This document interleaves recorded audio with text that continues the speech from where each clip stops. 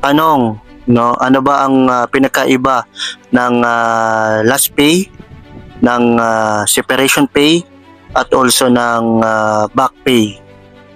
So, kapag ikaw ay nag-resign, no, hanapin natin or kunin natin yung tinatawag na last pay or final pay. Kapag tayo naman ay tinanggal sa trabaho, hanapin natin yung separation pay. At kapag tayo naman ay nagpadole, no, at tayo nanalo sa kaso, hanapin po natin ang back pay. So malinaw na ba ang pinakaiba ng final pay, separation pay at ng back pay?